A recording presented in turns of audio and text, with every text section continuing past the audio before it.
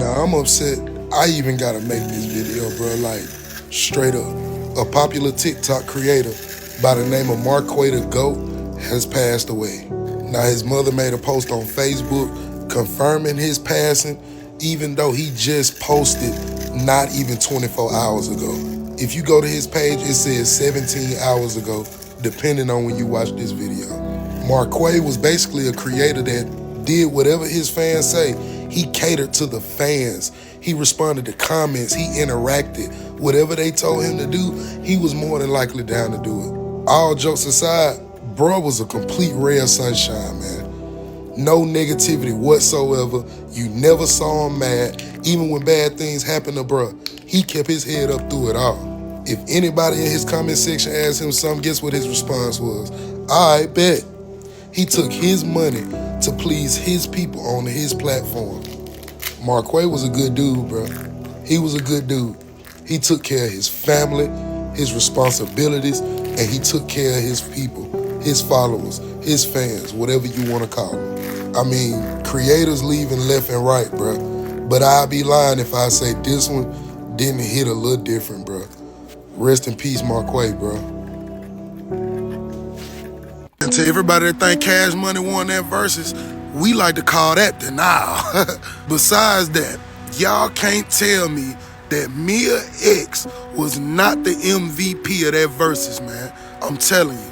Besides the fact that she is in her 50s, beat cancer, and looks absolutely amazing, come on now. She tore the stage up. She didn't fumble over not one word. She barely took a breath. Every verse she delivered immaculately. And this is coming from a 50-year-old cancer survivor. We gotta face the facts. Mia X did not get the respect she deserved. You get what I'm saying? She need to be right up there with Nicki Minaj and all them other girls who like to pop they cat. You get what I'm saying? A lot of y'all ain't gonna be looking like that at the age of 50, let alone surviving cancer, walking around. You get what I'm saying? Mama Mia, you did your big one, girl. We some no-limit soldiers. I thought I told ya. They after big things. We after big bank. Y'all better start listening to the lyrics. And you know what irritates somebody more than anything is when you have morals and standards. People will really get mad at you because you got morals and standards and you try to conduct yourself in a good way. My bad, I'm not no asshole. My bad, I use my mind. My bad, I really care about me. I don't care what nobody say. I'm glad I was born me because some of y'all motherfuckers be lost as hell. Like, how you gonna be mad at somebody because they don't want to be mean? They don't want to be rude. They don't want to be an asshole. How you gonna be mad because somebody don't want to clap and celebrate with you when you know you doing some fucked up shit? That's why I'm glad I'm a loner, because I will never be who somebody want me to be. I'ma forever be me, and I'm not changing that for nobody. Damn, you can't even be a good person in this world no more, bro. The world's so fucked up, bro. When I tell you the world is fucked up, the world is literally fucked up. And people just living in it, having fun. Couldn't be me, won't never be me, bro.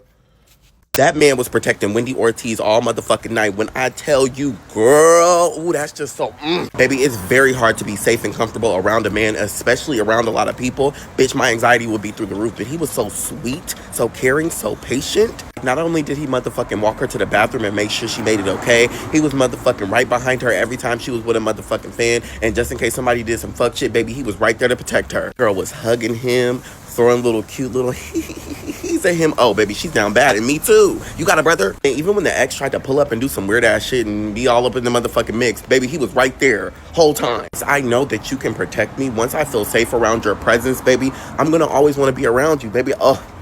It's okay, bitch. That's her motherfucking man. I don't care what nobody say, baby. He was there when she called. She said pull up. He did. He drove, popped the tire, fixed it, and still went out with my girl and made sure she ain't had to pay for shit. And to top it all off, we all fucking like him. He's a very likable. I hope he stays for a very motherfucking long time because my girl is at peace with him. Okay, and I'm talking about she trying to get a piece tonight. Driver that stole my phone, his name is Victor. He drives a black car. I'm gonna have his photo and his picture right here for you guys, okay? has already looked into Victor. They're already doing their investigation. They're going to work with the police department as well. So when I sent them the reference number and everything like that, they're going to be working hand in hand with them. There is no other person that would have stolen my phone, because when I decided to contact him through Lyft, it was only about 5 minutes after he dropped me off. There's no way between the time that I messaged him and between the time that he found out that my phone was stolen that he decided to turn my phone off. When I was calling it, before I messaged him, my phone calls were going through. The text messages were going through. Now, it's straight to voicemail.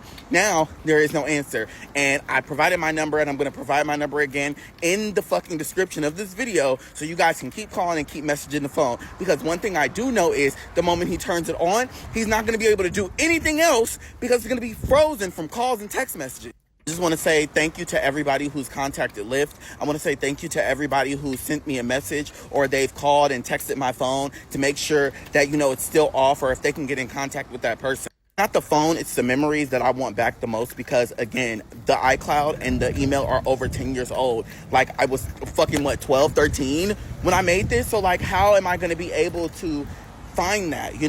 I don't know, and I just wish that I could just get it back. I'll pay whatever, and it's just unfortunate, but again, it is my fault. I should have been paying attention. I shouldn't have let him drive off, and I'm just thankful for everybody that's supporting me right now, because I miss my mother, and those are the only memories I have.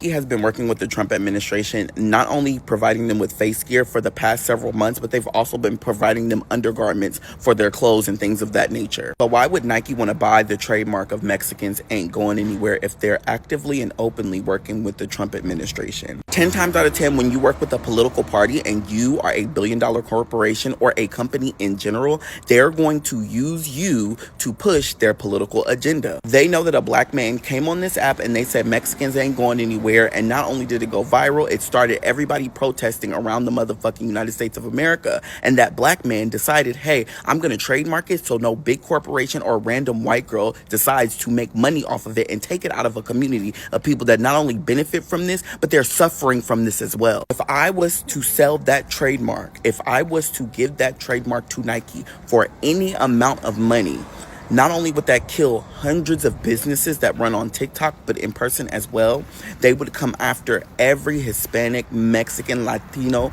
in the United States and probably across the world that is using this. They're selling and profiting off of it. But even deeper than that, they can turn around and use this political gain against Democrats and turn this into a Democrat versus Republican situation, when this simply is people fighting for their fucking community to be released from the bullshit that the government is doing to them.